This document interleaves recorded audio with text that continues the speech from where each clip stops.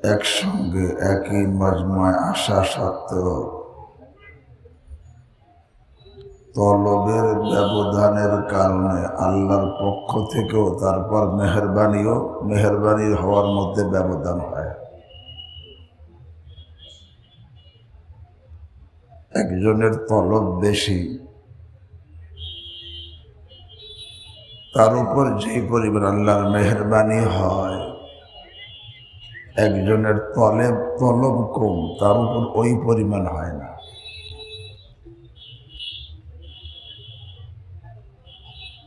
যার মধ্যে যেই পরিমাণ বেশি তলব হবে, পিপাসা হবে, আল্লাহর পক্ষ থেকে তার উপর মেহেরবানি তত বেশি হবে। সঈদ তয়েফা হাজি আমদাদুল্লাহ মহাজির মক্কি রহমতুল্লাহ কথাই বলতেন,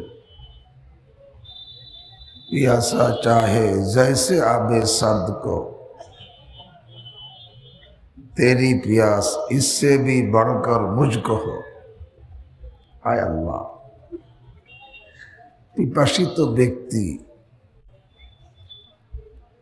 যেই পরিমাণ ঠান্ডা পানিকে চায়, আমার মধ্যে যেন তোমার পিপাসা তার থেকে বেশি সৃষ্টি হয়। সবাই আমরা আসছি, তলবের ব্যবধানের কারণে আল্লাহর পক্ষ থেকে মেহেরবানির মধ্যে ব্যবধান হবে।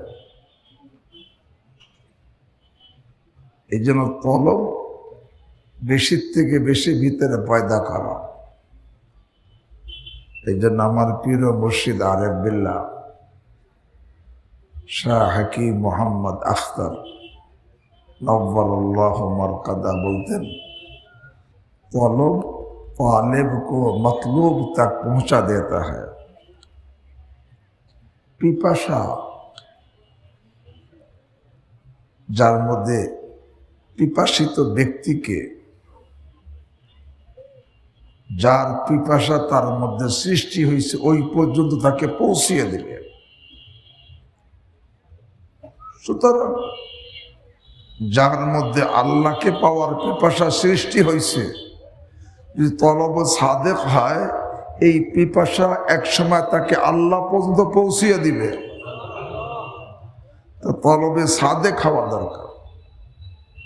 আল্লাহর কাছে তলবের দাম। আরে রসুল করিম সাল্লাল্লাহু তাআলা আলাইহি ওয়াসাল্লাম মক্কার বড় বড় নেতাদের সাথে বড় আশা নিয়ে কথা বলতেছিলেন যে এরা যদি ঈমান নিয়ে আসে তাহলে সাধারণ মানুষ সকল ঈমান নিয়ে আসবে। এই আশা নিয়ে কথা বলতেছিলেন, কিন্তু তাদের মধ্যে কোনো তলব ছিল না। দুনিয়ার লাইনে তারা নেতা হতে পারে, কিন্তু তাদের মধ্যে কি তলব ছিল না। কিন্তু অন্ধ সাহাবী আব্দুল্লাহ ইবনে উম্মে মাকতুম রাদিয়াল্লাহু তাআলা আনহু আসছে তলব নিয়া। এসে জিজ্ঞাসা করছে রাসূল করিম সাল্লাল্লাহু আলাইহি ওয়াসাল্লামের কাছে। রাসূল করিম সাল্লাল্লাহু আলাইহি ওয়াসাল্লাম একটু বিরক্ত হয়েছে, কপাল ঘষায় গেছে। কেন? যে আমি বড়দের সাথে নেতাদের সাথে কথা বলতেছি, তুমি তো একটু পরেও জিজ্ঞাসা করতে পারতা। তুমি এখন জিজ্ঞাসা করলা, একটু কপাল ঘুষায় গেছে, ভুরু কুচকায় গেছে।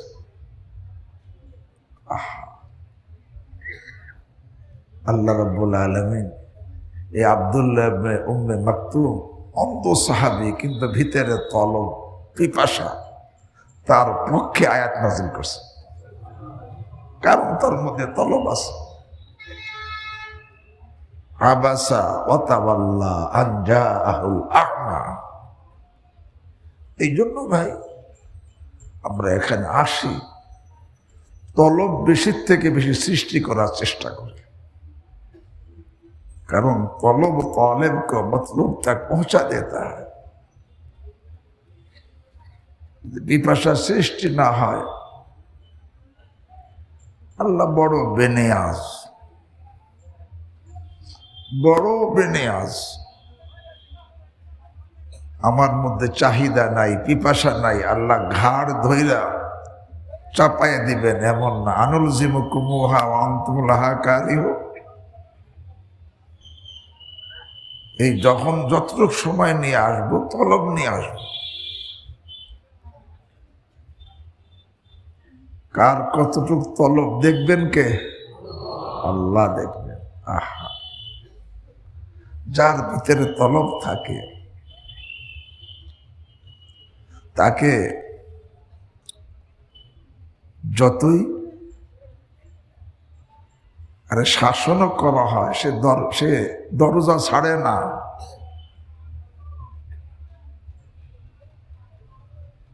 খাজা আজিজুল হাসান মাজুর রহমতুল্লাহ আলাইহি একজন ডিসি, জেনারেল শিক্ষিত মানুষ, ডিসি। থানভী রহিমাহুল্লাহ দরবারে আসছেন কেমন তলব নিয়া। প্রথম আয়সা কি আবেদন করছেন? नहीं कुछ और ख्वाहिश मैं तेरे दर पर लाया हूं, नहीं कुछ और ख्वाहिश मैं तेरे दर पर लाया हूं, मिटा दीजिए मैं मिटने ही को आया हूं। আমি অন্য কোনো চাহিদা নিয়ে আসি নাই, আমি আসি নাই আমার ঘরে রোগ অসুস্থ লোক আছে তাদের দোয়ার জন্য আসি নাই, আমার ঘরে জেনের রোগী আছে তার তাবিজের জন্য আসি নাই, আমার ছেলে জেলে আছে তার দোয়ার জন্য আসি নাই, আমি ব্যবসা ক্ষতিগ্রস্ত হইতেছি এই জন্য আসি নাই। अरे नहीं कुछ और ख्वाहिश मैं तेरे दर पर लाया हूं, অন্য কোনো চাহিদা নিয়ে আপনার কাছে আসি নেই। मिटा दीजिए मैं मिटने ही को आया हूं, আমাকে মিটেই দেন, আমি মিটার জন্য এসেছি। কেমন চাহিদা, কেমন তলব। থানভী রহিমাহুল্লাহ সংশোধনের জন্য অনেক সময় একটু শাসন করতেন, কড়া ব্যবহার করতেন, খানকা থেকে বের করে দিতেন। এই খাজা সাহেব ওনাকে খানকাতে বের করে দিয়েছে। উনি তৎকালীন রানিং ডিসি, কিন্তু থানভী রহিমাহুল্লাহ খানকা থেকে বের করে দিয়েছেন। কিন্তু কি পরিমাণ তলব চিন্তা করেন। খানকা থেকে বের করে দেওয়ার পরে খানকার সামনে রাস্তার মধ্যে বিছনা বিছিয়ে বসে গেছে। এই কথা কয় নাই যে আমাকে বের করে দিছে আমি চলে যাই। কেমন তলব। শুধু বিছনা বিছিয়ে বসে রয় নাই, থানভী রহিমাহুল্লাহর কাছে লিখে পাঠাইছেন, उधर से दर ना खोलेंगे, इधर से दर ना छोड़ूंगा, हुकूमत अपनी अपनी है, कहीं उनकी कहीं मेरी। থানভী রহিমাহুল্লাহ খানকার বাদশাহ, তার খানকা থেকে বের করে দেওয়ার অধিকার আছে। আর আমি সরকারি ডিসি, সরকারি রাস্তায় পড়ে থাকার অধিকার আমার আছে। যত সময় তিনি দরজা খুলবেন না তত সময় আমি দরজা ছাড়ব না। কেমন তলব। এই জন্য এই তলব তাকে কোথায় পৌঁছেছে। আজকে আমাদের আশাটা অনেকের গতানুগতিক না হয়, তলব নিয়ে আসা। পিপাসা নিয়ে আসা। আল্লাহ আমাকে আপনাদেরকে আল্লাহর পিপাসা সবচাইতে বেশি দান করেন। হ্যাঁ, এই জন্য আওয়াজ না হয়। তলব থাকলে আওয়াজ হবে না, তার তো মতলবের দিকে নজর থাকবে, তার ধ্যানও সেই দিকে, নজরও সেই দিকে, কানও সেই দিকে, দেলও সেই দিকে। যার তলব থাকে সে তো যার তলব নিয়ে আসছে, আরে তার সেই দিকে নজর, সেই দিকে ধ্যান, সেই দিকে কান, সেই দিকে দেল, সব একদিকে। আর আল্লাহর কাছে, হে ভাই, আমরা সকলে দিনদার হতে চাই, আল্লাহ আমাকে আপনাদের সকলকে প্রকৃত পরিপূর্ণ দিনদার হওয়ার তৌফিক দান করেন। আল্লাহর কাছে প্রিয় দিনদারকে আল্লাহর হাবিব সাল্লাল্লাহু আলাইহি ওয়াসাল্লাম ইরশাদ করেন, আহাব্বুদ্দিন ইলাল্লাহ, আহাব্বুদ্দিন ইলাল্লাহ আল হানিফিয়াতু সাবহা। বুখারী শরীফের riwayat, আহাব্বুদ্দিন ইলাল্লাহ। সব দিনদারের দিন আল্লাহর কাছে পছন্দনীয় না। কোন দিনদারের দিন আল্লাহর কাছে পছন্দনীয়? আহাব্বুদ্দিন ইলাল্লাহ আল হানিফিয়া। হানিফিয়া শব্দ হানিফ থেকে, হানিফ শব্দ হানাফ থেকে। হানাফের অর্থ লেখে আল মাইলু আনিল বাতিল ইলাল হক, বাতিল থেকে বিমুখ হয়ে হকমুখী হওয়া। কোন মুখী? হকমুখী। সব বাতিল থেকে বিমুখ হয়ে, আল মাইলু আনিল বাতিল ইলাল হক, সেখান থেকে হানিফ। ইব্রাহিম আলাইহিস সালামের লকব ছিল হানিফ। কেন? আল্লাহ নিজে বলেন, আউযু বিল্লাহি মিনাশ শাইতানির রাজীম, মা কানা ইব্রাহিম ইয়াহুদিয়্যান ওয়ালা নাসরানিয়্যা ওয়ালাকিন কানা হানিফাম মুসলিমা। ইব্রাহিম আলাইহিস সালাম সে ইহুদিও ছিল না, খ্রিস্টানও ছিল না। কি ছিলেন? হানিফ। হানিফ কাকে বলে? আল মাইল আম্মা সিওয়াল্লাহ ইলাল্লাহ, যে সমস্ত গায়রুল্লাহ থেকে বিমুখ হয়ে এক আল্লাহমুখী। সমস্ত গায়রুল্লাহ থেকে সে বিমুখ, কোন গায়রুল্লাহর দিকে তার তাওয়াজ্জুহ, ধ্যান নাই। এখানে একটা কথা মনে রাখি, আল্লাহ আমাকে আপনাদেরকে হেফাজত করে। একজন লোক দিনদার হিসেবে পরিচিত, কিন্তু যদি সে দুনিয়ামুখী হয়, পরিণামে এই দিনদার কি হয়ে যাবে? বলেন, দুনিয়াদার হয়ে যাবে। আর একজন দুনিয়াদার দিনমুখী, সে যদি, আরে এখন যদিও দুনিয়াদার, কিন্তু দিনমুখী হওয়ার কারণে পরিণামে সে কি হবে? দিনদার হবে। মনে করেন একটা গাড়ি খুলনায়, একটা গাড়ি ঢাকা। বর্তমানে একটা গাড়ি একটা ট্রেন খুলনার মধ্যে আর একটা ঢাকাতে, কিন্তু খুলনাটা ঢাকামুখী আর ঢাকাটা খুলনামুখী। এখন যদিও একটা খুলনা আর একটা ঢাকা, পরে খুলনাটা কোথায় চলে যাবে? আর ঢাকাটা, কারণ কি? রোগ কোন দিকে? আরে খুলনাটা ছিল খুলনায়, রোগ তার ঢাকা, সে পরিণামে পরে সে ঢাকায় চলে যাবে। আর একটা ঢাকা ছিল, তার রোগ ছিল কোন দিকে? সে খুলনা চলে যাবে। আর এরকম একজন লোক দিনদার কিন্তু দুনিয়ামুখী হয়,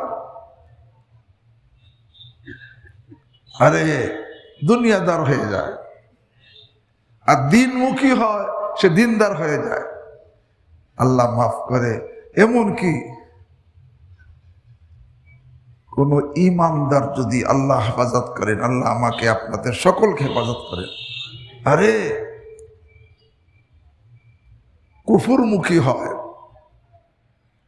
সে ইমানদার শেষে আরে ইমানদার থাকে না। আর একজন কাফের ইসলামমুখী হয়, পরে পরে সে কাফের থাকে না, কি হয়ে যায়? ইমানদার হয়ে যায়। হাকিমুল উম্মত মুজাদ্দিদে মিল্লাত শাহ আশরাফ আলী থানভী নব্বরাল্লাহু মারকাদা, ওনার বয়ানের মধ্যে ঘটনা দেখেছি, ওনার বয়ানের মধ্যে ঘটনা দেখেছি। শাইখ হযরত থানভী রাহিমাহুল্লাহ বলেন যে আমার কাছে ঘটনাটি মাওলানা ফখরুল হাসান সাহেব রহমতুল্লাহ আলাইহি বয়ান করছে। আর মাওলানা ফখরুল হাসান সাহেব বলেন এই ঘটনাটি আমার কাছে শাইখ ফাতা মোহাম্মদ রাহিমাহুল্লাহ বর্ণনা করছে। শাইখ ফাতা মোহাম্মদ রাহিমাহুল্লাহ বলেন এই ঘটনাটি আমার কাছে আরবের এক শাইখ দাহান বয়ান করছে। শাইখ দাহান তেলের ব্যবসায়ী ছিলেন, ওনার চোখে দেখা ঘটনা।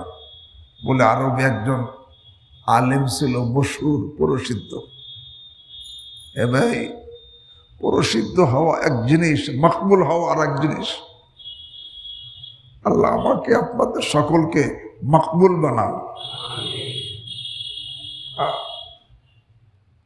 মকবুল না হইয়া কাবেলের কি দাম? সে কাবেল ছিল কিন্তু কি ছিল না? মকবুল ছিল, প্রসিদ্ধ।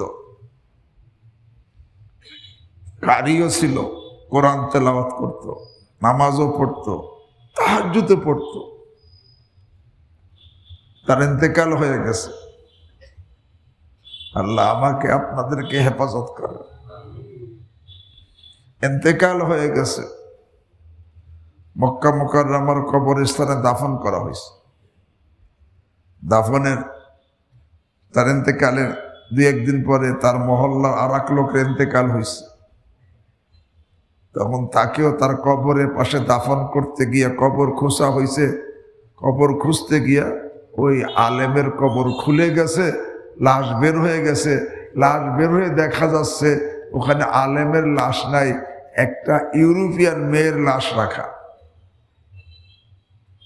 এই খবর প্রচার হয়ে গেছে যে আলেমের কবরে আলেমের লাশ নাই আর ইউরোপিয়ান এক মেয়ের লাশ রাখা। ওই সময়টা হজের সময় ছিল, অনেক হাজিরাও এই দেখার জন্য আসছে। তো লন্ডন থেকে এক হাজি আসছে, সে এসে ওখানে দেখছে, দেখে মেয়েটাকে দেখে সে চিনে ফেলছে। সে বলছে এই মেয়েটার বাড়ি তো ফ্রান্স, এরা তো খ্রিস্টান ছিল, এর পিতা মাতা খ্রিস্টান, এও খ্রিস্টান ছিল। তবে সে আমার কাছে প্রাইভেট পড়তো, আমি মুসলিম, আমার কাছে ইসলাম সম্পর্কে জিজ্ঞাসা করত। আমি তাকে যতটুকু জানি ইসলাম সম্পর্কে বলছি। পরে সে ইসলামের প্রতি আকৃষ্ট হইয়া গোপনে ইসলাম গ্রহণ করছে। ছিল খ্রিস্টান কিন্তু ইসলামমুখী, আল্লাহ তাকে মুসলমান বানাইছে। এরপরে সে কয়েকদিন পরে অসুস্থ হয়ে মারা গেছে এবং তার পিতা মাতা তো জানে না যে সে মুসলমান হয়েছে। তারা তাদের খ্রিস্টানদের কবরস্থানে দাফন করছে। এখন এই লন্ডনে হাজি বলে আমি দেখতেছি সেই মেয়ের লাশ এখন মক্কা মুকাররমার পবিত্র কবরস্থানে মনে। তো সকলে বুঝছে যে মেয়েটা বড় সৌভাগ্যশালী, আল্লাহর বড় পছন্দনীয় হয়ে গেছে। কারণ তার মধ্যে ইসলামের পিপাসা কি পরিমাণ ছিল যে সে জানে ইসলাম গ্রহণ করলে আমার বাপ মা ছাড়তে হবে, ভাই বোন ছাড়তে হবে, আত্মীয় স্বজন ছাড়তে হবে, সব ছাড়তে হবে। কিন্তু সব ছাড়ছে কার জন্য? जितनी तुम्हारी कुर्बानी उतनी खुदा की मेहरबानी। যেই পরিমাণ তোমার কোরবানি ওই পরিমাণ আল্লাহর পক্ষ থেকে মেহেরবানি। তো সবাই বুঝলো যে মেয়েটা তো বড় সৌভাগ্যশালী, আল্লাহ প্রিয় বান্দি হয়ে গেছে। এই জন্য আল্লাহ তার লাশ সেখানে রাখা পছন্দ করেন নাই। মক্কা মুকাররমার পবিত্র কবরস্থান যেখানে সবসময় রহমত বর্ষণ হইতেছে সেখানে তার লাশ পৌঁছিয়ে দিয়েছে। এখন প্রশ্ন যে আলেমের লাশ গেল কোথায়? আল্লাহ আমাকে আপনাদেরকে হেফাজত করে। তো কেউ কেউ বললো হতে পারে যেখান থেকে মেয়েটির লাশ আসছে সেখানেও যেতে পারে, কিন্তু গেছে কিনা জানা তো নাই। তখন শাইখ দাহান ওই লন্ডনে হাজিকে বললেন, ভাই আপনি হজের পরে একটু কষ্ট করে ফ্রান্সে যাবেন, গিয়ে সেখানে দেখবেন এই মেয়েটার কবরের মধ্যে এরকম আলেমের লাশের আলামত বলে দিছে এরকম একটা লাশ আছে কিনা। তখন সে লন্ডনে হাজির, হজের পরে সে ফ্রান্সে গেছে, গিয়ে সেখানে ওই মেয়ের পিতামাতার কাছে বলছে যে আমি হজে গিয়েছিলাম, সেখানে মক্কা মুকাররমার কবরস্থানের মধ্যে আপনার মেয়ের লাশ আমি দেখে এসেছি। তারা অসম্ভব, আমরা খ্রিস্টান, তা আল্লাহ সেখানে কিভাবে যাবে। তখন এই হাজি সাহেব বলছে আপনারা জানেন না সে গোপন ইসলাম গ্রহণ করছিল, তাতেও তো অসম্ভব, কোথায় ফ্রান্স, কোথায় মক্কা, কয়েক হাজার মাইল দূরে যাবে কিভাবে। আমি নিজে দেখে এসেছি, আমি তো তাকে চিনি, আপনার তার কবরটা দেখেন তো। পরে তারা কবর খুলে দেখে সেখানে তো মেয়ের লাশ নাই, কিন্তু ওই আলেমের লাশ রাখা। নাউযু বিল্লাহি মিন যালিক। পরে সে ওই লন্ডনে হাজী শাইখ দাহানকে জানাইছে যে কি, যে হ্যাঁ সেই লাশ সেখানে রাখা। তখন লোকেরা বুঝছে যদিও সে আলেম ছিল, ঈমান নিয়ে কবরে যেতে পারে না। আল্লাহ আমাকে আপনাদেরকে হেফাজত করে। তখন কেন পারে নাই, কি ব্যাপার, সবাই তো জানে প্রসিদ্ধ আলেম, নামাজি, কোরআন তেলাওয়াত করতো, তাহাজ্জুদ পড়তো। তো লোকেরা বললো তার স্ত্রীকে জিজ্ঞাসা করা হোক, স্ত্রী স্বামী সম্পর্কে ভালো জানবে। তো লোকেরা তার স্ত্রীকে জিজ্ঞাসা করছে আপনার স্বামীর মধ্যে ইসলামের খেলাফ কোনো কাজ বা কোনো কথা কি দেখেছেন? স্ত্রী বলে কি বলেন, আমার স্বামী তো বড় আলেম, আরে প্রসিদ্ধ আলেম, কোরআনের কারি, এরকম নামাজি, তাহাজ্জুদ গুজার। লোকেরা বলে এগুলো তো আমরাও জানি, কিন্তু আপনি যেহেতু স্ত্রী, তার সবসময় তার সঙ্গী, এখন আপনি ইসলামের খেলাফ তার মধ্যে কোনো কিছু দেখছেন না, শুনছেন? তখন স্ত্রী বলে হ্যাঁ, তবে স্বামীর একটা কথায় আমার দিলে খটকা লাগতো। বলে কি কথা? কি শীতকালে স্বামী স্ত্রী যখন নাকি গোসল ফরজ হওয়ার পরে ঠান্ডা পানি দিয়ে সে গোসল করতো, ওই সময় সে একটা কথা বলতো। কি বলতো? নাউজুবিল্লাহ, বলতো খ্রিস্টানদের ধর্মই ভালো। কেন? বলে তাদের ধর্মে স্বামী স্ত্রী মিলনের পরে গোসল করা লাগে না। ছিল আলেম, কিন্তু কোন মুখী? আরে কুফর ওই মুখী, শেষ পর্যন্ত সে ওই হয়ে গেছে। তাই বলতেছিলাম এবার একজন লোক দিনদার, কিন্তু সে যদি আল্লাহমুখী না হয়, দুনিয়ামুখী হয়, দিনদার হওয়া সত্ত্বেও পরে কি হয়ে যাবে বলেন? দুনিয়াদার। আর একজন দুনিয়াদার কিন্তু দিনমুখী হয়েছে, আল্লাহ সে দুনিয়াদার থাকবে না, দিনদার হয়ে যাবে। আল্লাহর কাছে কোনটা, কোন দিন পছন্দনীয়? আহাব্বুদ্দিন ইলাল্লাহ আল হানিফিয়া। হানিফিয়া মানে কি? আরে আল মাইল, আল মাইল আম্মা সিওয়াল্লাহ ইলাল্লাহ, সমস্ত গায়রুল্লাহ থেকে বিমুখ হইয়া এক আল্লাহমুখী হওয়া। কোন গায়রুল্লাহর দিকে, ইবাদতের মধ্যেও গায়রুল্লাহমুখী না। ইবাদত শুধু কার জন্য? আরে কার ইবাদত? কুল ইন্না সালাতি ওয়া নুসুকি ওয়া মাহইয়ায়া ওয়া মামাতি লিল্লাহি রাব্বিল আলামিন। ইবাদতের মধ্যে আল্লাহমুখী, মুআমালাতের মধ্যে কোন মুখী? হ্যাঁ, আল্লাহমুখী। ব্যবসা করে, ব্যবসার মধ্যে আল্লাহমুখী। চাকরি করে, চাকরির মধ্যে আল্লাহমুখী। বিবাহ শাদী দেয়, বিবাহ শাদীর মধ্যে আল্লাহমুখী। আরে মিরাসি সম্পদ, পিতা মারা গেছে, সেখানেও বন্টনের ব্যাপার আল্লাহমুখী। আমানত রাখছে একজনে, আরে সেই ব্যাপারে আল্লাহমুখী। মুআমালাতের মধ্যে আল্লাহমুখী, মুআশারাতের মধ্যে আল্লাহমুখী। এ ভাই, নিয়তের মধ্যে আল্লাহমুখী। নিয়তের মধ্যে কোন মুখী? শুধু আল্লাহমুখী, শুধু মাত্র, কেবলমাত্র একমাত্র আল্লাহমুখী, অন্যমুখী না। অর্থাৎ সে যদি শুধু করবে, শুধু কার জন্য? আর শুধু এক আল্লাহ সন্তুষ্টি অর্জনের জন্য, দেখানোর জন্য না, নামের জন্য না, প্রশংসা পাওয়ার জন্য না, দুনিয়ার জন্য না, শুধুমাত্র কেবলমাত্র একমাত্র আল্লাহ সন্তুষ্টির জন্য।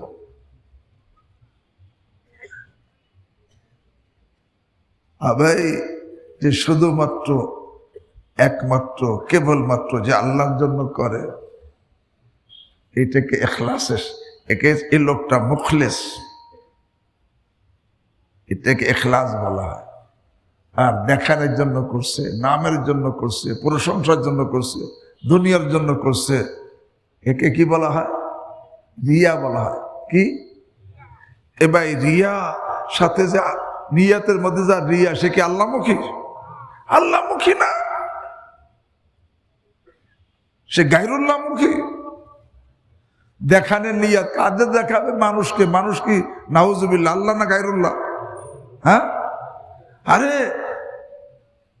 প্রশংসার নিয়াত, প্রশংসা কারা করে? মানুষে। তারা কি আল্লাহ না গায়রুল্লাহ? হ্যাঁ, নাম হবে, নাম করবে কারা? মানুষে। এটা কি গায়রুল্লাহ? হ্যাঁ, দুনিয়ার জন্য করছে, দুনিয়াও গায়রুল্লাহ। নিয়তের মধ্যে আল্লাহমুখী, নিয়তের মধ্যে সে আল্লাহমুখী, গায়রুল্লাহমুখী না। অর্থাৎ সে যা করে, যা করে, যা বলে, শুধু কার জন্য? শুধুমাত্র, কেবলমাত্র, একমাত্র আল্লাহ সন্তুষ্টির জন্য করে। একজন লোক আল্লাহ সন্তুষ্টির জন্য করে, তার কি আলামত?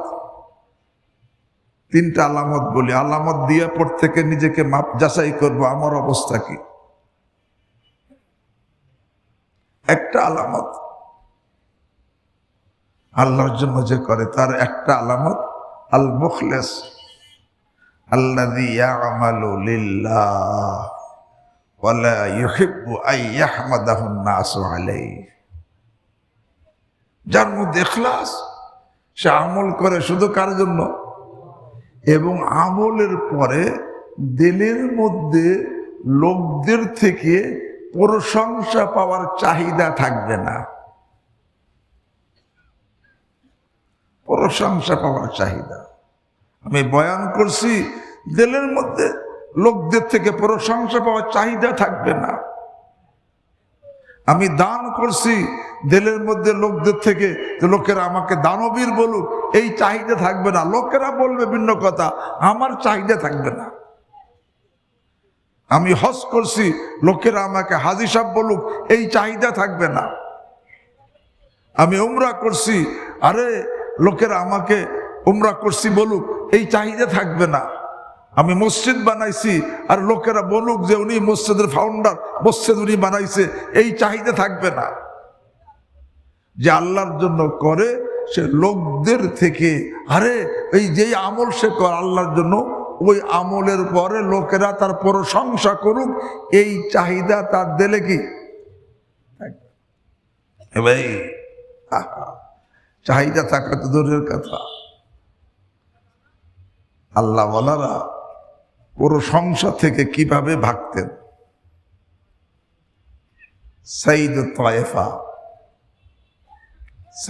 তায়েফা হাজী ইমদাদুল্লাহ মুহাজিরে মক্কি রহমতুল্লাহ আলাইহি, ওনার সামনে যদি কেউ ওনার প্রশংসা করত, উনি কি বলতেন? কথাটা সবাই দিলের কান দিয়ে শুনি এবং দিলের মধ্যে গেঁথে রাখি।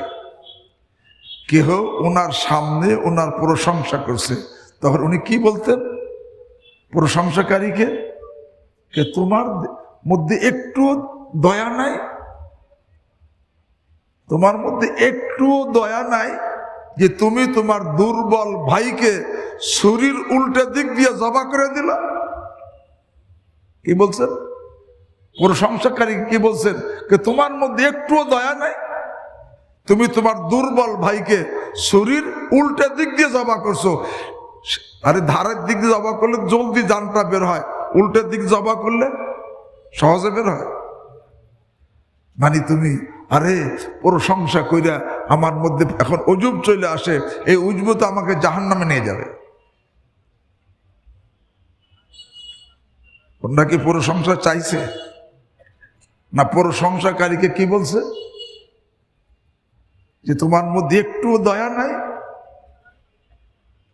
যে তুমি তোমার দুর্বল ভাইকে শরীর উল্টা দিক দিয়ে জবা করে দিলা। কে বলছেন? সাইয়্যিদুত তায়েফা হাজী ইমদাদুল্লাহ মুহাজির মক্কি রাহিমাহুল্লাহ, জারি তো শাগরেদ, আরে গঙ্গোহী রাহিমাহুল্লাহ জারি শাগরেদ, নানুতুবি রাহিমাহুল্লাহ জারি শাগরেদ, থানবী রাহিমাহুল্লাহ। আরো ছিল। উনি প্রশংসা চাইছেন না, আর প্রশংসা করলে তাকে কি বলছেন? হ্যাঁ, যে তোমার মধ্যে একটু দয়া নাই। ওনাদের মধ্যে কোন আমল করে যেই লোক এই কথা বলে, তার মধ্যে কি আমলের পরে প্রশংসা পাওয়ার চাহিদা আছে? কি কন, কি বুঝি আসে? আরে না, আরে প্রশংসাকারীকে তো এইভাবে বলতেছে যে তোমার মধ্যে একটু দয়া নাই, যে তুমি তোমার দুর্বল ভাইকে শরীর উল্টা দিক দিয়ে জমা করে দিলা।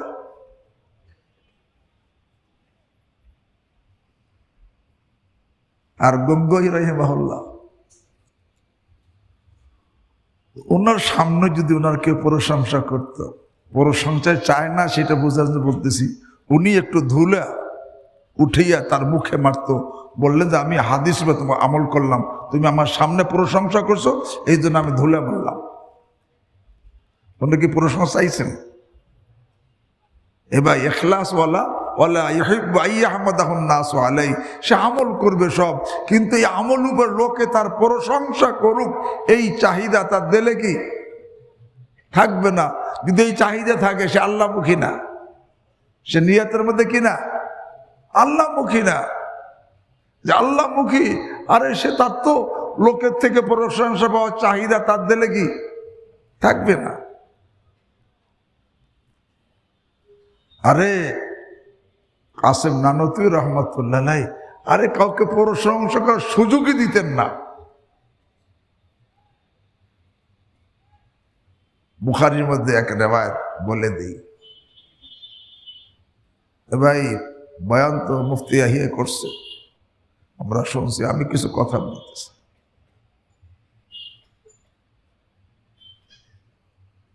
বুখারী শরীফের মধ্যে, বুখারীর রেওয়ায়েত, আব্দুল্লাহ ইবনে আবি মুলাইকা রাহিমাহুল্লাহ, তাবিঈ সাহাবী না, আব্দুল্লাহ ইবনে আবি মুলাইকা তাবিঈ, উনি বর্ণনাকারী। উনি 30 জন সাহাবীকে পেয়েছেন। উনি বলেন,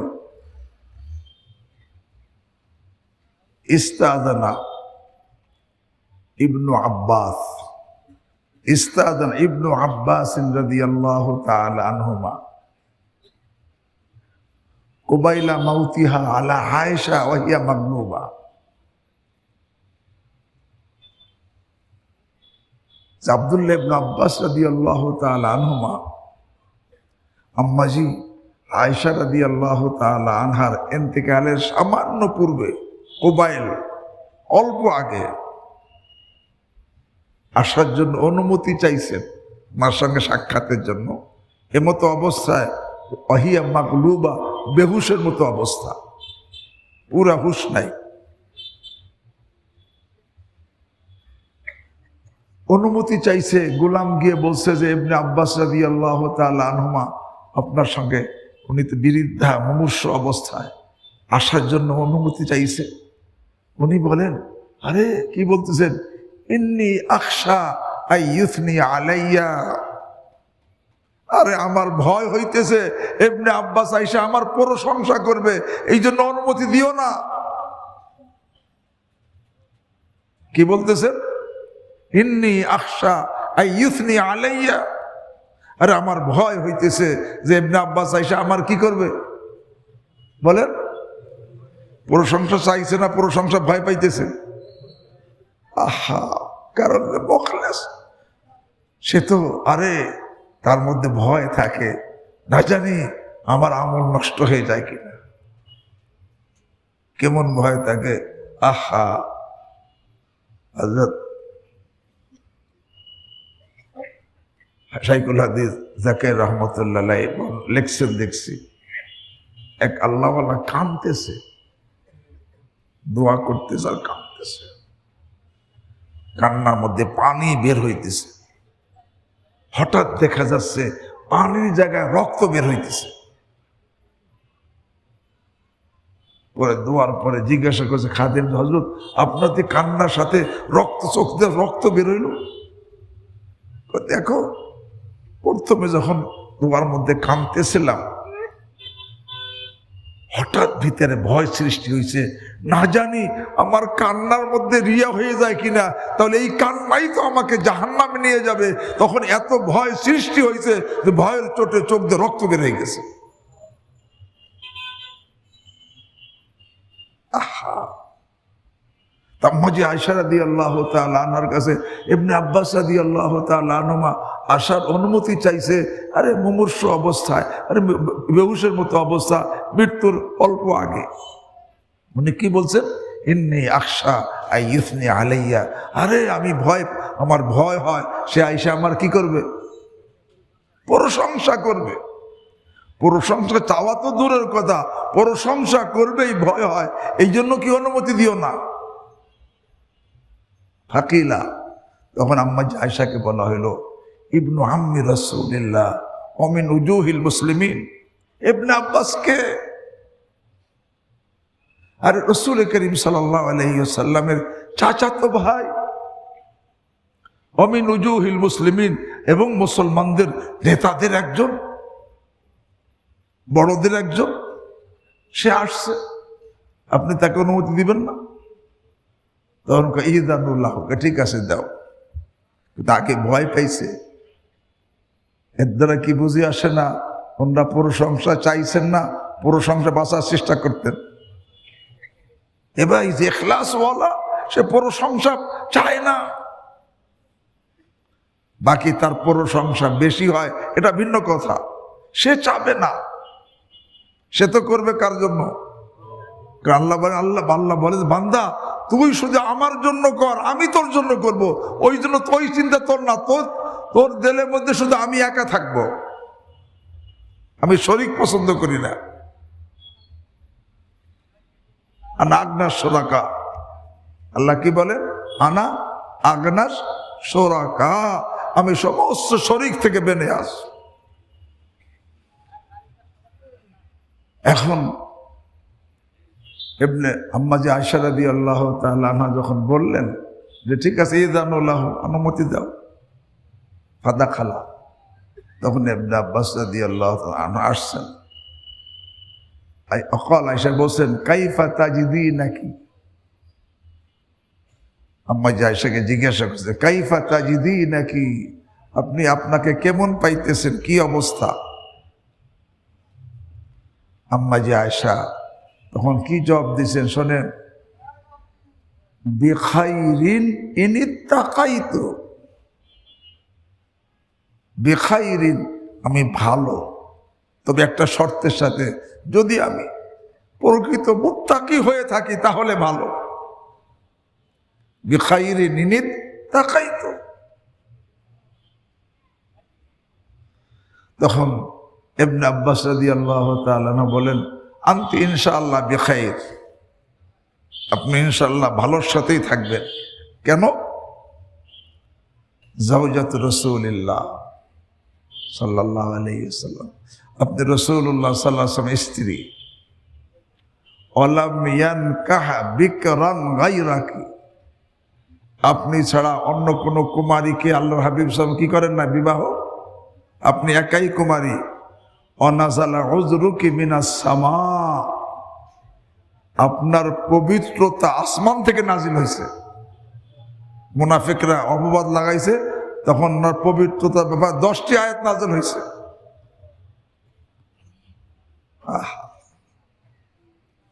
এখানে মাসরুক রাহিমাহুল্লাহ আম্মাজি আয়েশা রাদিয়াল্লাহু তাআলা আনহা শাগরেদ, কিন্তু শাগরেদের মধ্যে উস্তাদের কি পরিমাণ আদব আর আজমত ছিল, আদব ছিল। মাসরুক রাহিমাহুল্লাহ যখন আম্মাজি আয়েশাতে কোনো রেওয়ায়াত বয়ান করতেন, বয়ান করার সময় কি শব্দ ব্যবহার করতেন? উনি বলতেন হাদ্দাসাতনি সিদ্দীকাতু বিনতু সিদ্দীক হাবিবাতু হাবিবিল্লাহ আল মুবাররাতি মিনাস সামা। হাদ্দাসাতনি সিদ্দীকাতু বিনতু সিদ্দীক হাবিবাতু হাবিবিল্লাহ আল মুবাররাতু মিনাস সামা, আমার কাছে সিদ্দিকের কন্যা সিদ্দিকা, হাবিবুল্লাহর স্ত্রী, ফিলিয়া স্ত্রী, যার পবিত্রতা আসমান থেকে নাজিল হয়েছে, তিনি বয়ান করছেন।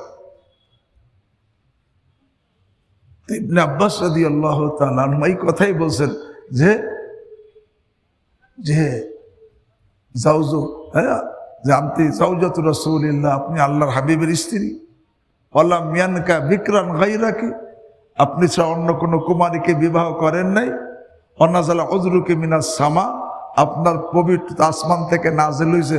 কোনটা অবাস্তব কইছে না? সব বাস্তব, বলেন না?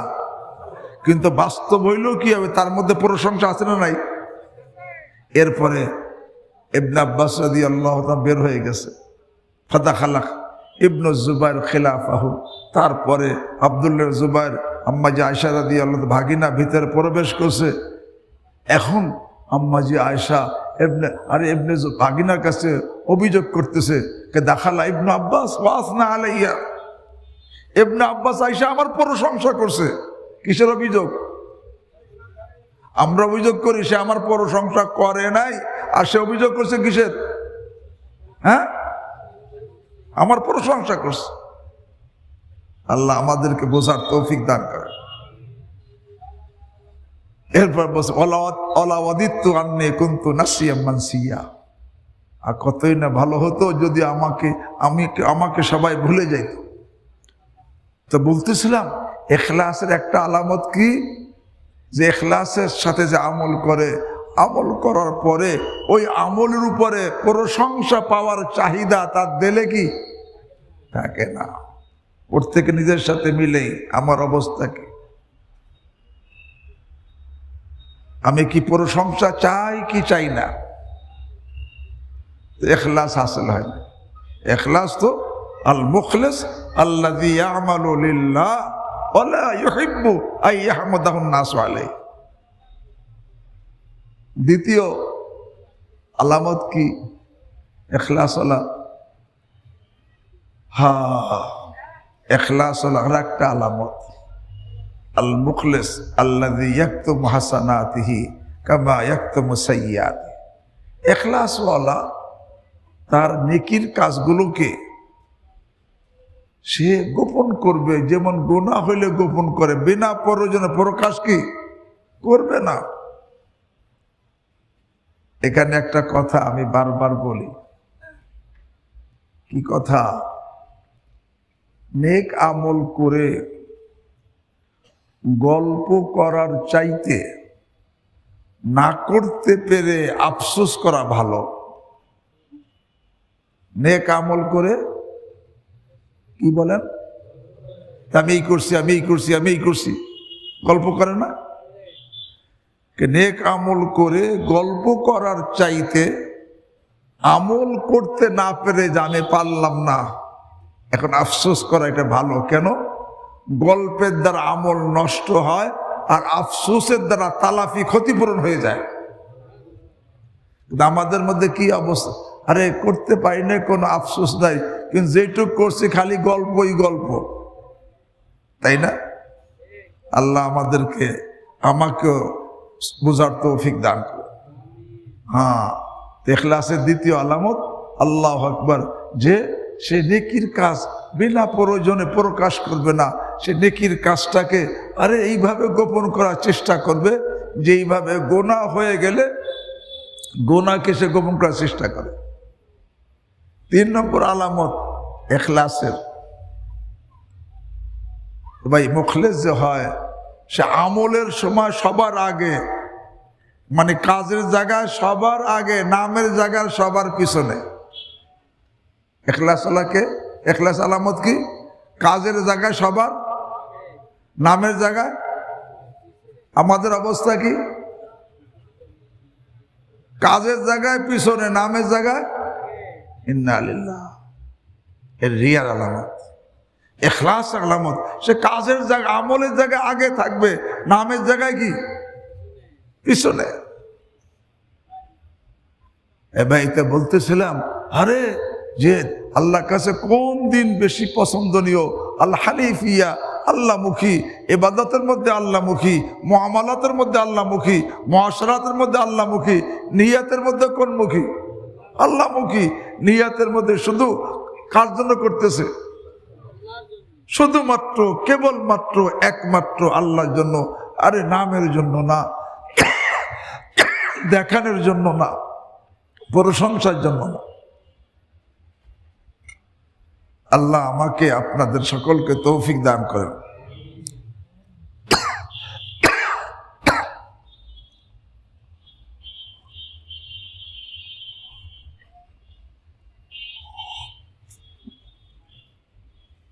এই জন্য দ্বিতীয় কথা, যে প্রথম কথা হয়েছে তলব বেশির থেকে বেশি সৃষ্টি করব ইখলাসের সাথে। কিসের সাথে? ইখলাসের সাথে। তাহলে দেখা যাবে এ ভাই, যেই লোকটা যার ইখলাস নসিব হয়ে গেছে সে জান্নাতের রাস্তায় উঠে গেছে। এখন আমল করবে আর জান্নাতের দিকে আগে বাড়বে। যার ইখলাস নসিব হয়েছে এখন সে কোন রাস্তায় উঠছে? জান্নাতের রাস্তায় উঠছে। এখন যত আমল করবে ইখলাসের সাথে তত কি জান্নাতের দিকে কি। এই জন্য আর ইখলাস কেমনে হাসিল হয় তাও বলে দিই। এই যেখানে জমা হয়েছে এমনি না,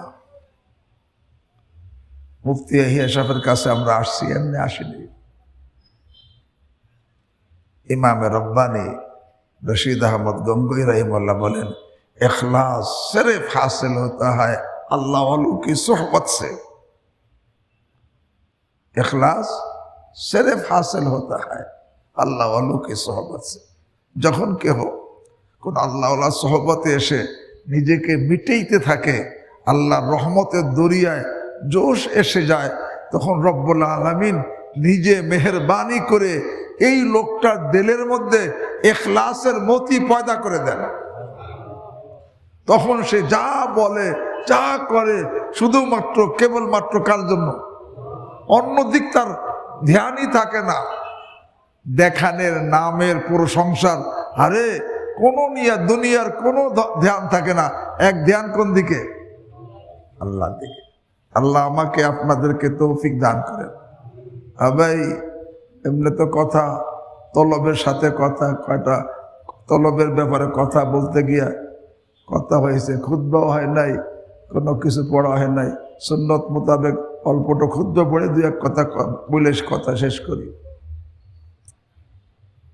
আলহামদুলিল্লাহ, আলহামদুলিল্লাহ ওয়া কাফা ওয়া সালামুন আলা ইবাদিহিল্লাযীনা ইসতাফা।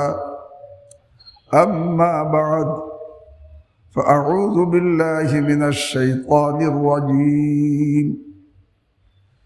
بسم الله الرحمن الرحيم. يا أيها الذين آمنوا اتقوا الله وكونوا مع الصادقين. وعن عبادة بن صامت رضي الله تعالى عنه وكان شهد بدرا وهو أحد النقباء ليلة العقبة أنه قال رسول الله صلى الله عليه وسلم بايعوني على أن لا تشركوا بالله شيئا ولا تسرقوا ولا تزنوا ولا تقتلوا أولادكم ولا تأتوا ببهتان تفترونه بين أيديكم وأرجلكم ولا تعصوا في معروف فمن وفى منكم فأجره على الله ومن أصاب من ذلك شيئا فعوقب في الدنيا فهو كفارة له ومن أصاب من ذلك شيئا ثم ستره الله فهو إلى الله إن شاء عفا عنه وإن شاء عاقبه فبايعناه على ذلك رواه البخاري أو كما قال عليه الصلاة والسلام. صدق الله مولانا العظيم وصدق رسوله النبي الكريم ونحن على ذلك من الشاهدين والشاكرين والحمد لله رب العالمين. সুবহানাকা লা ইলমা লানা ইল্লা মা আল্লামতানা ইন্নাকা আনতাল আলিমুল হাকীম। হযরতে উলামায়ে কেরাম, মুহতারাম মুকাররম হাজিরিন সালিকিন, আল্লাহ আমাদের সকলকে, আমাদেরকে, আমাদের ঘরওয়ালাদেরকে আল্লাহওয়ালা বানাই দেন।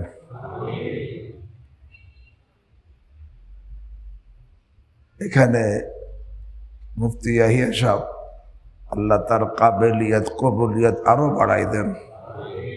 যার কাছে আমরা আসছি, দেখেন না, একজন লোক, এক ছেলে আর মেয়ে, এদের মধ্যে পরিচয় করাই বিবাহ করাই দেয়। তখন যে করাইছে সে তো আর থাকে না, তার তো সেমানা বা তার শেষ, সৎ শেষ, সে আর আগে বাড়তে পারে না। কিন্তু স্বামী স্ত্রী তারা কোথায় তা কোথায় চলে যায়। এখানে যে বলছে, এমনি এক সময় এখানে আসতাম, কারণ আগে থেকে দিলের মধ্যে আসছে যে আল্লাহ ওর দ্বারা কাজ নেবে, এই হের দ্বারা আল্লাহ অনেক কাজ নেবে, এটা দিলের মধ্যে আগে থেকে আসছে। এই জন্য আশা হয়েছে কয়েকবার। এখন তো পারি না, শরীরে কুলায় না, কিন্তু দেখে খুশি লাগতেছে যে পুরা মজমাকে আল্লাহ আল্লাহওয়ালা বানাই দেন, একজনকে মাহরুম না করে, একজনকে মাহরুম না করে। হ্যাঁ ভাই, তবে আল্লাহ রাব্বুল আলামিনের নিজাম আছে।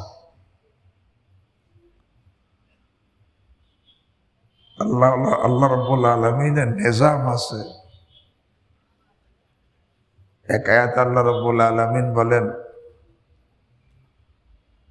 ইয়া আইয়ুহাল্লাযীনা আমানু মান ইয়ারতাদ্দা মিনকুম আন দীনিহি ফাসাওফা ইয়াতিল্লাহু বিকওমিন ইউহিব্বুহুম ওয়া ইউহিব্বুনাহু আযিল্লাতিন আলাল মুমিনিন আইজ্জাতিন আলাল কাফিরিন ইউজাহিদুনা ফী সাবিলিল্লাহ ওয়া লা ইয়াখাফুনা ফিল্লাহি লাওমাতা লাইম ولا يخافون في الله لومة لائم ذلك فضل الله يؤتيه من يشاء والله واسع عليم।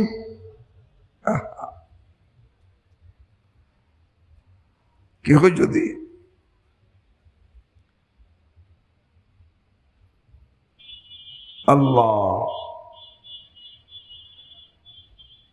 যদি দিন ইমান থেকে ফিরে যায়, তাতে আল্লাহর কোনো ক্ষতি হয় না। আল্লাহ নিজে এমন জাতিকে পয়দা করেন, ফাসাওফা ইয়াতিল্লাহু বিকওম ইউহিব্বুহুম ওয়া ইউহিব্বুনা, যাদেরকে আল্লাহ ভালোবাসেন, যারা আল্লাহকে ভালোবাসেন, এমন জাতি আল্লাহ পয়দা করেন। ইউহিব্বুহুম, যাদেরকে আল্লাহ ভালোবাসেন, অর্থাৎ তারা আল্লাহর প্রিয়জন, আল্লাহর মাহবুব হয়। অয়ুহিব্বুনা, এবং তারা আল্লাহকে ভালোবাসে, অর্থাৎ তারা আল্লাহর প্রেমিক হয়। তারা আল্লাহর প্রিয়জন এবং তারা আল্লাহর কি প্রেমিক। আল্লাহ এমন জাতিকে আল্লাহ নিয়ে আসেন, এবং আল্লাহ ভালোবাসেন আর তারাও আল্লাহকে ভালোবাসে। এবার এই দুইটা কথা, অর্থাৎ আল্লাহর মাহবুব হওয়া, আল্লাহর মহিব হওয়া। মাহবুব মানে আল্লাহর প্রিয়জন হওয়া, আর মহিব মানে আল্লাহকে মহব্বতকারী হওয়া। এখানে আল্লাহর মাহবুব আমি কিভাবে হব? আল্লাহর মাহবুব কিভাবে হব আর মোহাব্বত কিভাবে করব। আল্লাহর মাহবুব হওয়ার পদ্ধতি আছে। একেবারে প্রথম পদ্ধতি যেটা, এর সর্বপ্রথম আল্লাহর মাহবুব হওয়ার তরিকা কি, এটা সবাই ভালো করে শুনি। সর্বপ্রথম আল্লাহর মাহবুব হওয়ার জন্য করণীয় কি? বালেগ হওয়ার পর থেকে নিয়ে এই মুহূর্ত পর্যন্ত আমার দ্বারা জাহিরি বাতিনি যত গুনাহ হইছে সমস্ত গুনাহকে ছেড়ে দিয়ে অতীতের জন্য অনুতপ্ত হয়ে ভবিষ্যতে না করার প্রতিজ্ঞা করে যখন আমি তওবা করব, আল্লাহ বলেন ইন্নাল্লাহ ইউহিব্বুত তাওয়াবিন। আল্লাহ তওবাকারীদেরকে কি করেন? মহব্বত করেন। আমি আপনি বালেগ হওয়ার পর থেকে নিয়ে এই মুহূর্ত পর্যন্ত যত গুনাহ করেছি, চোখের দ্বারা, জবানের দ্বারা, কানের দ্বারা, পায়ের দ্বারা, হাতের দ্বারা গুনাহ আছে না? চোখের দ্বারা বেগানার দিকে তাকাইলে চোখের জেনা হয়, জবানে বেগানার সাথে কথা বললে জবানের জেনা হয়, কানে বেগানার কথা শুনলে কানের জেনা হয়, পা দিয়ে বেগানার কাছে হেঁটে গেলে পায়ের জেনা হয়, হাতের দ্বারা স্পর্শ করলে হাতের জেনা হয়, দিলের মধ্যে চিন্তা করলে দিলের গুনাহ হয়, এরপর লজ্জা স্থানের দ্বারা গুনাহ হয়। এই গুনাহ তো হয়। যারা এখানে আসি কিন্তু এখনো চোখের হেফাজত করি নাই, এখনো চোখের দ্বারা ভাবি, চাচি, মামি, কাজের বুয়া তাদের দিকে তাকাই, তারা এখন তাদের চোখ এখনো জেনাকার। রাসূল করিম সাল্লাল্লাহু আলাইহি ওয়াসাল্লাম বলেন জেনাল আইনে আন নজর, আরে চোখের জেনা, তাকানো চোখের জেনা। রাসূলুল্লাহ সাল্লাল্লাহু আলাইহি নিজে বলছেন, আল্লাহ বলছেন দৃষ্টি নিচু রাখো, চোখের খেয়ানত আল্লাহ জানেন। আর আল্লাহর হাবিব বলেন এই চোখের যদি দৃষ্টি নিচু না রাখো, বেগানার দিকে তাকাও, চোখের জেনা হবে, জবানে কথা বলবা, মুখের জেনা হবে, কানে কথা শুনবা, কানের জেনা হবে, পা দিয়ে হেঁটে যাবা, পায়ের জেনা হবে, হাতের দ্বারা স্পর্শ করবা, হাতের জেনা হবে, দিলের দ্বারা চিন্তা করবা, দিল গুনাহগার হবে, লজ্জা স্থান অপব্যবহার করবা, এখানে জেনা হবে। বালেগ হওয়ার পর থেকে কোনো গুনাহ হয়েছে কিনা খেয়াল করো। আল্লাহ রাব্বুল আলামিন আরহামুর রাহিমিন বলেন ইন্নাল্লাহ খাবীরুম বিমা ইয়াসনাউন। হে লোকেরা শোন, তুই চোখের দ্বারা কার দিকে তাকাস, কাকে দেখো, আল্লাহকে আমি জানি। কার সাথে কথা বলো, কি কথা বলো, আল্লাহ বলেন আমি জানি। কানের দ্বারা কার কথা শোনো, কি কথা শোনো, আল্লাহ বলেন আমি জানি। পা দিয়ে কার কাছে হেঁটে যাও, কেন হেঁটে যাও, আল্লাহ বলেন আমি জানি। হাত দিয়ে কাকে স্পর্শ করো, কি স্পর্শ করো, কেন করো, আল্লাহ বলেন আমি জানি। দিলে কি চিন্তা করো, আল্লাহ বলেন আমি জানি। লজ্জা স্থান কোথায় ব্যবহার করো, আল্লাহ বলেন আমি জানি। ইন্নাল্লাহ খাবীরুম বিমা ইয়াসনাউন। এবার শুধু জানেন না, দেখেনও। বলেন আলাম ইয়ালাম বিআন্নাল্লাহা ইয়ারা। সে কি জানে না যে আল্লাহ দেখেন? আমি বালেগ হওয়ার পর থেকে এই পর্যন্ত কার দিকে তাকাইছি, কি করছি, সব আল্লাহ কি জানেনও, আবার কি দেখেনও। শুধু দেখেন না ভাই, আল্লাহ সাথেও থাকেন। অহুয়া মাকুম আইনামা কুনতুম। তোমরা যেখানেই থাকো সেখানে কে থাকে? সাথে থাকে আল্লাহ। আল্লাহু আকবার। এখন আল্লাহ চিন্তা করা দরকার, যেই আল্লাহ আমাকে সৃষ্টি করছেন, আমাকে জীবন দিছেন, যৌবন দিছেন, শক্তি দিছেন, অঙ্গ প্রত্যঙ্গ দিছেন, সেই আল্লাহর জানা সত্ত্বেও আমি তার দেওয়া অঙ্গ দ্বারা নাফরমানি করতেছি, আল্লাহ দেখা সত্ত্বেও তার দেওয়া শক্তি দ্বারা তার নাফরমানি করতেছি।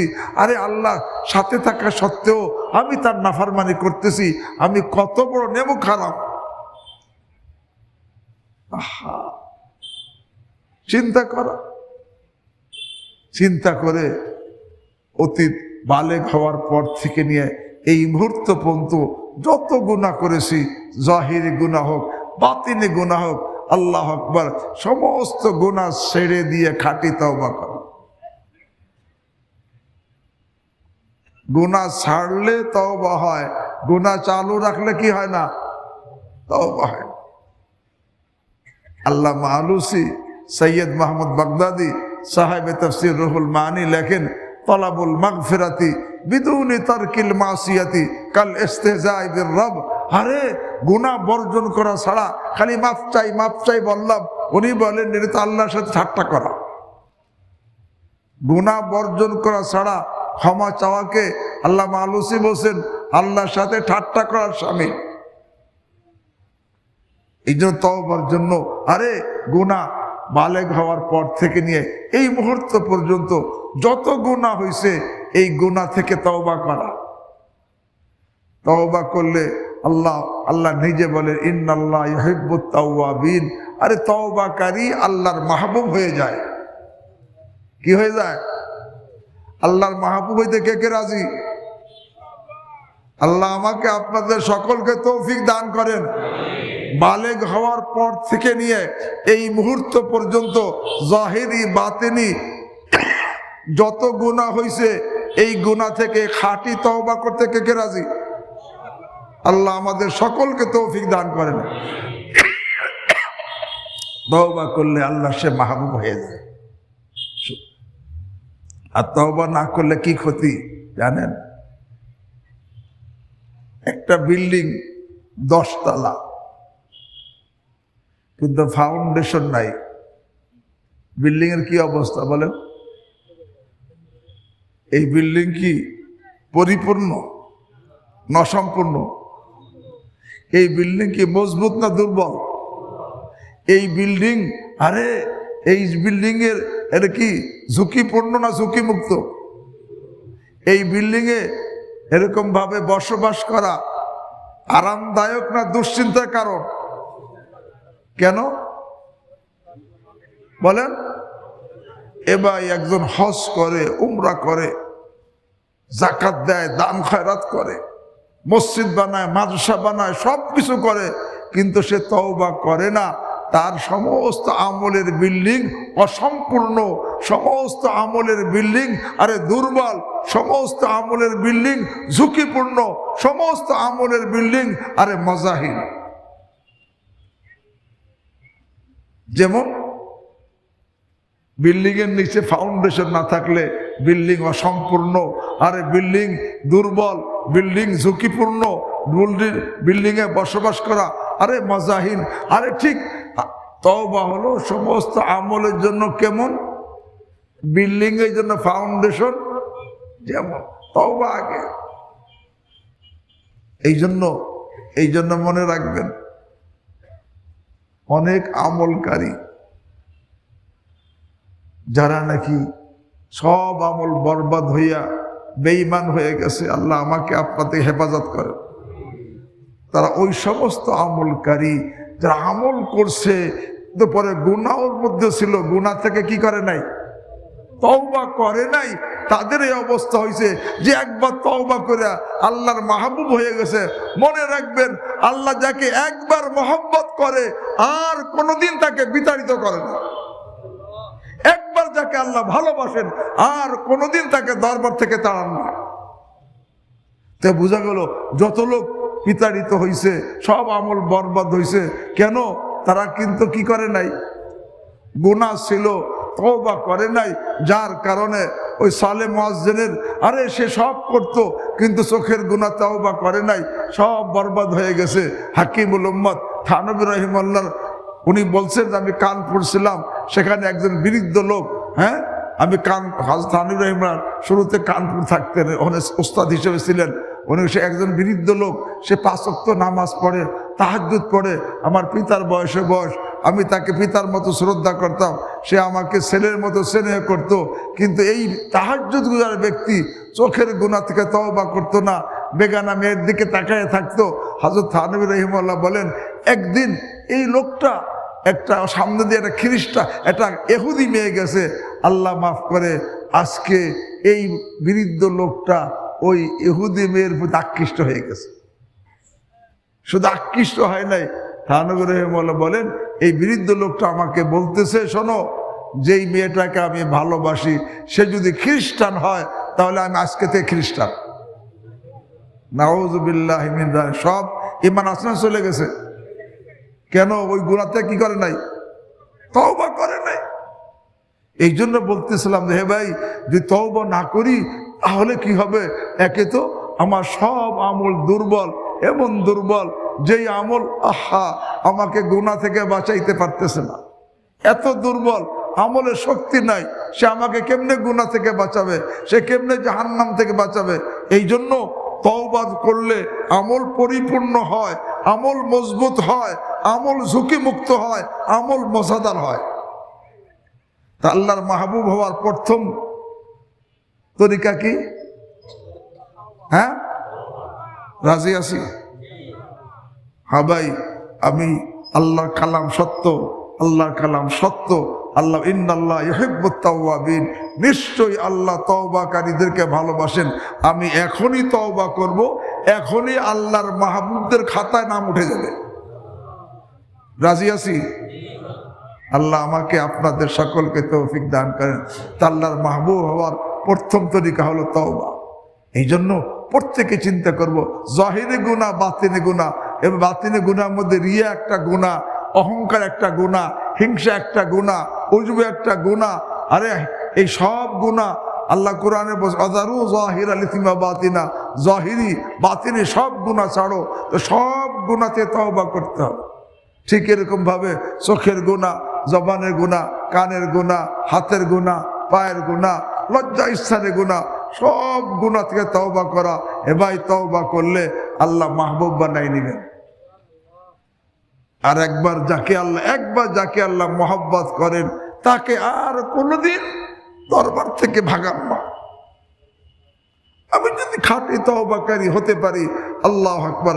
হ্যাঁ, যত লোক আরে এরকম ভাবে তওবা করে নাই তারাই হতভাগা হইছে। আল্লাহ বলেন, অমাল্লাম ইয়াতুব ফাউলাইকা হুমুজ জালিমুন। আরে যারা তওবা করে নাই তারাই জালেম। আর তাদের কথা আল্লাহ বলেন, ইন্না আ'তাদনা লিয-যালিমিনা নারা আহাতা বিহিম সুরাতিকুহা। আল্লাহর মাহবুব হওয়ার প্রথম তরিকা কি মনে থাকবে?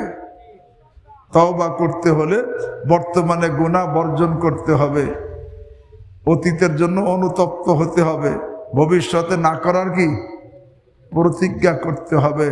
আর যদি কার বান্দার হক নষ্ট করে থাকি, তার হক তাকে ফেরত দিতে হবে। কষ্ট দিলে তার থেকে কি নিতে হবে? ক্ষমা নিতে হবে। তবে তওবার জন্য আর একটা কাজ আছে। আমার বালেগ হওয়ার পর থেকে নামাজ ফরজ ছিল, আমি পড়ি নেই, সেই নামাজগুলো কি করতে হবে? কাজা করতে হবে। রোজা ফরজ ছিল, রোজা রাখি নেই, সেটা কি করতে হবে? কাজা করতে হবে। হ্যাঁ, জাকাত ফরজ ছিল, জাকাত দেই নেই, কি করতে হবে? কাজা করতে হবে। এই জন্য এইভাবে যে তওবা করবে, তওবা করার সাথে সাথে আল্লাহর কথা সত্য, আল্লাহ ইন্না দিয়ে আছে, ইন্নাল্লাহ, নিশ্চয়ই আল্লাহ, ইউহিব্বুত তাওয়াবিন, আর নিশ্চয়ই আল্লাহ তওবাকারীদেরকে মহব্বত করেন। তা বোঝা গেল আল্লাহর মাহবুব আর একটা তরিকা কি? আমার পীর মুর্শিদ আরিফ বিল্লাহ শাহ হাকিম মোহাম্মদ আখতার নব্বরাল্লাহ বরকাতাহু আবু ইসহাক ইসফরাইনের কথা বলছেন। সে 30 বছর দোয়া করছে, আল্লাহ আমার দ্বারা যেন কোনো গুনাহ না হয়। কিন্তু এরপর হঠাৎ গুনাহ হয়ে গেছে। এখন আল্লাহ মাদা নিরাশ হয়ে গেছে যে আমি আর গুনাহ মুক্ত থাকতে পারবো না। আল্লাহর পক্ষ থেকে আওয়াজ আসছে, হে আবু ইসহাক, আরে আমার পর্যন্ত পৌঁছার রাস্তা কি একটা না দুইটা? আরে আমার পর্যন্ত পৌঁছার রাস্তা যেরকম নিষ্পাপ হওয়া, এরকম আমার পর্যন্ত পৌঁছার রাস্তা তওবাও তো আছে। ওই নিষ্পাপ হওয়ার রাস্তায় তুমি আমার পর্যন্ত পৌঁছতে না পারো, তওবার রাস্তায় চলে আসো। তা আমি আপনি যে তওবা করি, আল্লাহ আমাকে বন্ধু বানাই নেবেন। আল্লাহর মাহবুব হওয়ার একটা তরিকা হলো তওবা। দ্বিতীয়, এ ভাই সুন্নাত অনুযায়ী জীবন যাপন। কি? ইন কুনতুম তুহিব্বুনাল্লাহ ফাত্তাবিউনি ইউহিব্বুকুমুল্লাহ।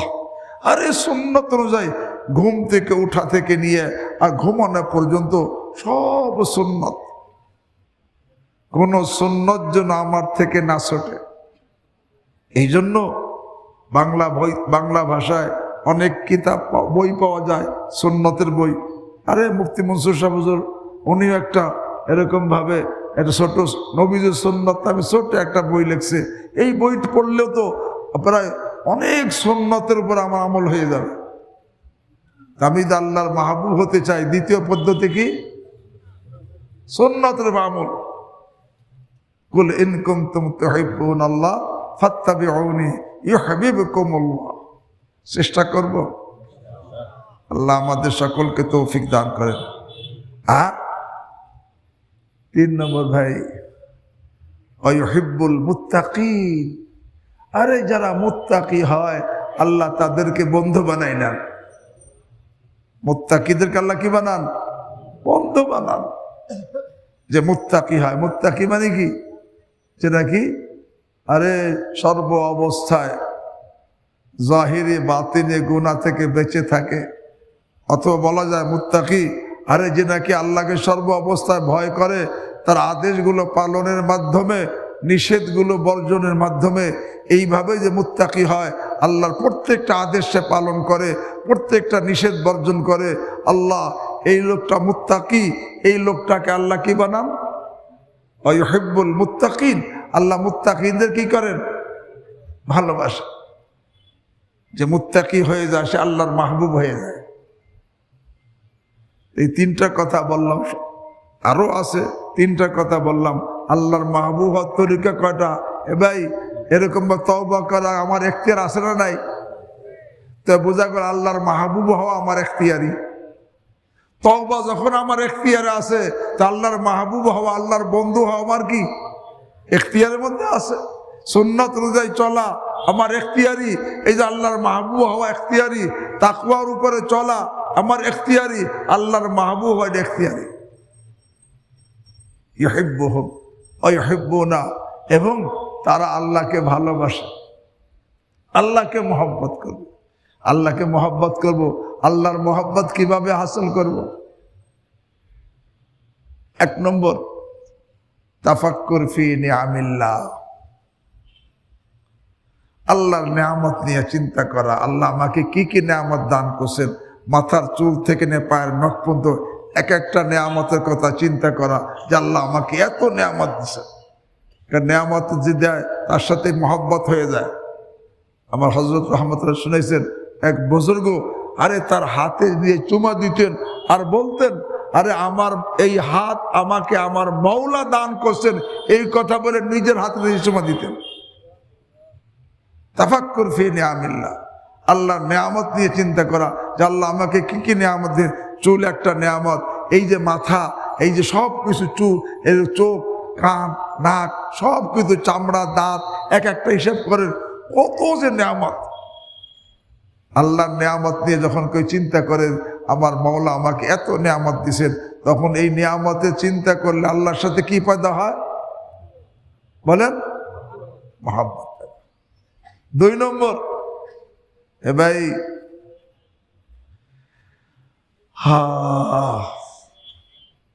আল্লাহর এরকম ভাবে আল্লাহওয়ালাদের সহবত। আল্লাহওয়ালাদের কি সহবত? যারা আল্লাহকে মহব্বত করে, তাদের সহবতে আসলো কি হয়? আল্লাহর মহব্বত কি? এই যে আমরা আসতেছি, আস্তে আস্তে আল্লাহর মহব্বত বাড়বে ইনশাআল্লাহ। তবে নিয়মিত আসা, এখানে নিয়মিত আসা, তলব নিয়ে আসা, কোনো ওজোর না থাকলে এখানে আসা বন্ধ না করা। শুনে রাখি, আমি যখন নাকি তলব নিয়ে ইখলাসের সাথে নিয়মিত আসবো, দেনেওয়ালাকে আল্লাহ দিবে। আল্লাহ বাস, আল্লাহ রাব্বুল আলামিন আরহামুর রাহিমিন, আরে মেহরবানি করে ইখলাসও দান করবেন, আরে মেহরবানি করে তওবারও তৌফিক দিবেন, মেহরবানি করে আল্লাহর নিয়ামত নিয়ে গবেষণা করার ফিকির করার তৌফিক দিবেন, এবং কি আল্লাহর মাহবুব হওয়ারও তৌফিক দিবেন, আল্লাহকে মহব্বত করারও তৌফিক দিবেন। এই জন্য ভাই আমি তবে ফায়দার জন্য সর্বশেষ কথা, যদি হাদিসের উপরে কথা বলবো না, লম্বা কথা, এতটুকু বলি, আমরা এখানে আসি আমাদের ফায়দার জন্য, আমাদের নিজেদের ফায়দার জন্য কোন কোন দিকে দৃষ্টি রাখা দরকার। মুফতি ইয়াহিয়া সাহেব এর আগে সিরাতুল মুস্তাকিম, যে সিরাতাল্লাযীনা আন'আমতা আলাইহিম, নবীদের রাস্তা, সিদ্দিকদের রাস্তা, শহীদদের রাস্তা, সালেহিনদের রাস্তা, তারাতে এখন নাই। এই সকলের নায়েব আলেম। নবীগুণ আছে এখন, তাদের ওয়ারিস আছে নাকি না? তো যে নাকি নবীদের ওয়ারিস, সে সিদ্দিকের ওয়ারিস, শহীদদের ওয়ারিস, সালেহিনদের ওয়ারিস।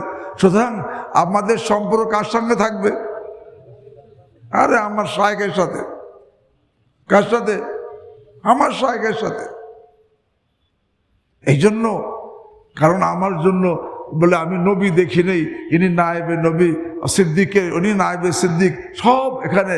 এই জন্য আল্লাহ আকবার, আমরা যখন নাকি আল্লাহ এইরকম ভাবে তলব নিয়া মোহাব্বতের সাথে আজমতের সাথে আসবো, এরকম ভাবে হজরত বলতেন, ইউহি আতে যাতে রहोगे मोहब्बत का फल पाते रहोगे, ইউহি আতে যাতে रहोगे मोहब्बत का फल पाते रहोगे। এইভাবে আসতে থাকবা, যাইতে থাকবা, আর মোহাব্বতের ফল পাইতে থাকবা। এই জন্য নিয়মিত আসা, এবং শুধু একা না আসা, একা না আসা। কারণ আমাদের জিম্মাদারি কি? खुद सालेह बनना और दूसरों को सालेह बनाने की कोशिश करना। আমি নিজে নেককার হব, অপর ভাইকে নেককার বানানোর জন্য কি চেষ্টা করব। এই তো শুধু একা আসবো না, অন্যদেরকে দাওয়াত দিয়ে আনবো, অন্যদেরকে দাওয়াত দিয়ে আনবো, শুধু একা আসবো না। আগে তো একসময় অল্প কয়েকজন ছিল, আলহামদুলিল্লাহ এখন বেশ লোক হয়েছে। আল্লাহ যেন আরো বাড়াই দেন, পুরো এলাকার জন্য, পুরো আল্লাহ দেশবাসীর জন্য এটাকে নাজাতের জরিয়া বানাই দেন, আল্লাহর ওলি হওয়ার জন্য, আল্লাহর এরকম বা হেদায়েতের, তাকওয়ার, মারেফাতের ওসিলা বানাই দেন। এই জন্য আমরা একা আসবো না, অন্যদেরকে নিয়ে আসবো, তবে ফায়দার জন্য। কয়েকটা জিনিস খেয়াল রাখতে হবে। এক নম্বর যেটা, আমি এর কাছে আসবো কেন? উদ্দেশ্য নিজের সংশোধন করে আল্লাহকে কি করা? খুশি করা, আল্লাহকে রাজি করা। এই নিয়ত থাকতে হবে। নিজেকে সংশোধন করে আমি আমার মওলাকে কি করব? অন্য কোনো নিয়ত না। দ্বিতীয়, যার কাছে আসবো তার সাথে আমার মনের মিল থাকতে হবে। মনের মিল। দিলের মধ্যে যদি অভিযোগ থাকে তাহলে কিন্তু তার ফায়দা। মনে রাখবেন, আমি আসলাম এখানে, কিন্তু আমার দিলের মধ্যে যার কাছে আসছি তার উপর অভিযোগ, তার দ্বারা আমার কি হবে না? উপকার হবে না। মনের মিল থাকতে হবে। 3 নম্বর, ভাই যার কাছে আসছি তার তালিমাত, তার তিনি যা বলেন এর উপর আমার পূর্ণ আস্থা থাকতে হবে, এতেমাদ। আর 4 নম্বর, তার প্রতি আমার ভক্তি, অগাধ ভক্তি থাকতে হবে। 5 নম্বর, আরে সবচেয়ে বেশি তার সাথে মহব্বত থাকতে হবে, আস্থাও থাকতে হবে, ভক্তিও থাকতে হবে, মহব্বতও কি থাকতে হবে। মনে রাখবেন, মহব্বতের সবচেয়ে বেশি দরকার। একটা গাড়ি, ঠেলা গাড়ি রোডের উপরে চলে, ঘন্টায় কয় মাইল বলেন? একটা ঠেলা গাড়ি ঠেলে কয় মাইল নেওয়া যায়? সঠিক রাস্তায় আছে, কিন্তু ঠেলে কয় মাইল নেওয়া যায়? 4-5 মাইল, 1 ঘন্টা। কিন্তু এটা গাড়ি, তার মধ্যে ইঞ্জিন লাগানো, স্পিড আছে। এই গাড়ি ঘন্টা কয় মাইল যায়? এটা ট্রেন 100 মাইল চলে যায়। একটা দুটো একই রাস্তা, সঠিক রাস্তায় আছে, কিন্তু একটা 100 মাইল 100 মাইল বেগে চলে, আর একটা ওই যে ঘন্টা 5 মাইল বেগে চলে, ঠেলে ঠেলে। কেন? ঠিক একজনে আমল করে, তার মধ্যে মহব্বত নাই, তার আমলের দ্বারা আগে বাড়ার গতি হলো ঠেলা গাড়ির গতি। সব আমল করতেছে কিন্তু মহব্বত নাই, তার আমলের দ্বারা আগে বাড়ার গতি কি? ঠেলা গাড়ির গতি। আর একজনের মধ্যে মহব্বত খুব, সে ওই পরিমাণ আমল করে, আর তার আগে বাড়ার গতি ট্রেনের গতি। তো মহব্বতের স্পিড স্ট্রিম ভিতরে লাগবে, এই জন্য মহব্বত বেশি দরকার। শায়েখের তালিমের উপর এতেমাদ, আস্থা থাকতে হবে, তার প্রতি ভক্তি থাকতে হবে, এবং তার সাথে সবচেয়ে বেশি মহব্বত থাকতে হবে। মহব্বত থাকলে এই মহব্বতের স্পিড আমাকে অল্প আমলে অনেক আগে বাড়াই দিবে। এই জন্য মহব্বত পয়দা করার, মহব্বত সবচেয়ে বেশি দরকার। সাথে সাথে ইত্তেবা, নিজের খালি আসবো না, যদি দেখা যায় আমি এখানে আসার পরেও আমি গুনাহ থেকে বাঁচতে পারতেছি না, তখন নিজের হালাত শায়েখের কাছে জানানো যে আমার এই অবস্থা, আমি এই গুনাহতে বাঁচতে পারতেছি না, ইত্তেলা দেওয়া।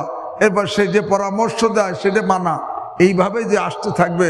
অর্থাৎ শায়েখের আসার নিয়ত তার সহি আছে, এবং শায়েখও কামেল, নিয়ত সহি, মুনাসাবাতও আছে, মিল আছে, এবং সাথে সাথে তার তালিমাতের উপরে আস্থা আছে, এবং তার প্রতি ভক্তি আছে, মহব্বতও আছে, এবং তার কাছে নিজে হালাত সে জানায়, এবং সে যা পরামর্শ দেয় সেইভাবে চলে।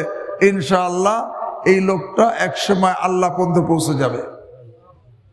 আল্লাহ রাব্বুল আলামিন আমাদের সকলকে, এখানে যত লোক আসছি বা অতীতে আসছে এখন আসতে পারে নাই, সকলকে আল্লাহ, আমাদের সকলকে আল্লাহওয়ালা বানাই দেন, একজনকে আল্লাহ মাহরুম না করেন।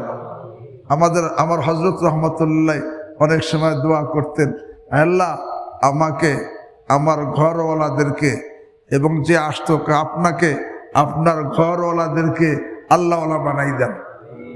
আবার কখনো দোয়া করতেন, আল্লাহ আমাদের অতীতকে মাফ করে দেন, বর্তমানকে সংশোধন করে দেন, ভবিষ্যৎকে সুন্দর করে দেন।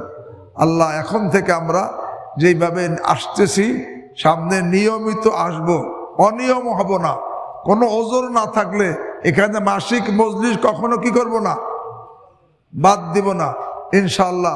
এইভাবে যখন নিয়মিত তলব যখন থাকে, সে নিয়মিত আসে, নিয়মিত আসব, এবং এখানে মজলিসে, এবং এখানে সেইভাবে মহব্বতের সাথে, আজমতের সাথে এরকমভাবে বসবো, তলব নিয়ে বসবো ইনশাআল্লাহ। বা এখানে কা মাহরুম বে মাহরুম নেই হয়, আরে যে নাকি এখানে আসে সে মাহরুম হবে না, ইনশাআল্লাহ আল্লাহ তাকে আল্লাহওয়ালা বানাই দিবেন। আল্লাহ আমাদের সকলকে আল্লাহ কবুল করেন, অতীতকে মাফ করে দেন, বর্তমানকে সংশোধন করে দেন, ভবিষ্যৎকে সুন্দর করে দেন, অসুস্থদেরকে সুস্থ করে দেন, পেরেশানিকে দূর করে দেন, প্রত্যেকের নেক আশা জায়েজ হাজতকে আল্লাহ পুরা করে দেন। এই মজমাকে আল্লাহ, এই মাদ্রাসাকে, এই সব কিছুকে আল্লাহ ভরপুর কামিয়াব করেন। এখানে যত প্ল্যান প্রোগ্রাম পরিকল্পনা আছে, আল্লাহ সব পরিকল্পনাকে আসানির সাথে আল্লাহ তাড়াতাড়ি বাস্তবায়নের তৌফিক দান করেন। বা সুবহানাল্লাহি ওয়া বিহামদিহি।